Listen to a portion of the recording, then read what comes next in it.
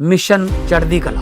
और मैं भारत के हर नागरिक को, उद्योगपति को, चैरिटेबल ट्रस्टों को, कलाकारों को, पूरी दुनिया में बसते पंजाबियों को, बहन भाइयों को दिल से अपील करता हूँ, आओ पंजाब को दोबारा अपने पाँव पे खड़े करने का टाइम आ गया है। पुनर्वास में और रिस्ट्रक्चर में पंजाब का साथ दीजिए। मैं वचन देता हूँ, जो भी आप मेहनत की कमाई से 1 रुपया भी अगर निकालोगे तो 1.25 रुपया बना के हम पारदर्शिता और ईमानदारी से इस्तेमाल करेंगे। और जानकारी चाहिए तो rangla.punjab.gov.in ये वेबसाइट पे जा सकते हैं, सब कुछ डिटेल मिल जाएगा। आओ मिलकर हाथ से हाथ जोड़ के एक ऐसा पुण्य उसमें योगदान डालें और बता दें दुनिया को कि पंजाब किसी भी संकट के सामने हारता नहीं है। Hey viewers, you're watching the Savera and I'm Vidhi Joshi. US Commerce Secretary Howard Lutnick has intensified his criticism of several key American trading partners with a particular focus on India and Brazil. In a recent interview, Lutnick stated that these nations need to react correctly to America by opening their markets and stopping what he described as actions that harm US interests. Naming India, Brazil and Switzerland, he emphasized that they must change course if they want to continue enjoying access to the world's largest consumer economy. His remarks come amid ongoing tensions between Washington and New Delhi over issues including trade barriers, energy imports and high tariffs. Lutnick has previously labeled India's approach to trade talks as all bravado, claiming that Indian resistance is more symbolic than substantive. In his view, Indian businesses will eventually pressure Prime Minister Narendra Modi's government to return to negotiations as their access to the US market becomes increasingly threatened.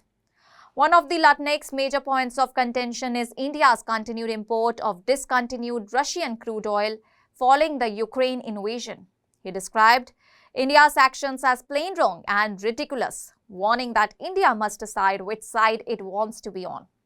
According to Lutnick, the United States expects its partners to align with its broader geopolitical stance, particularly on major issues like the conflict in Ukraine. Tariffs have also become a flashpoint. Under the Donald Trump administration, Indian goods have been subjected to some of the steepest US duties, with overall tariffs reaching up to 50% and an additional 25% levied in response to India's ongoing Russian oil imports. A recent 100% duty has also been imposed on Indian branded and patented pharmaceutical products, a significant development considering that about 40% of Indian pharmaceutical exports are bound for the US. Lutnick questioned India's claims of market openness, criticizing the nation for boasting about its 1.4 billion population while heavily restricting American imports. Why won't 1.4 billion people buy 1 bushel of US corn? He asked rhetorically. They sell everything to us and won't buy our products. They put tariffs on everything.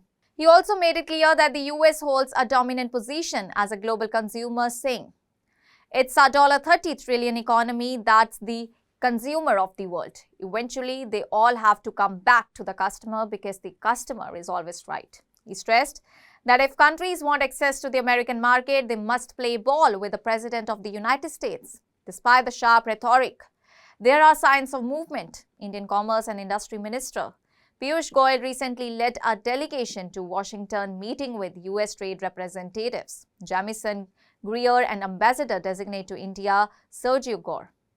According to the Indian Commerce Ministry, the talks were productive, with both the sides agreeing to continue discussions aimed at finalizing a mutually beneficial trade agreement. As the world watches closely, the future of US-India trade relations hangs in the balance, shaped by high-stakes negotiations, shifting geopolitical alliances, and strong rhetoric on both the sides. That's all for now. Stay tuned to the Savera for more updates. Do like, comment, and subscribe to the channel.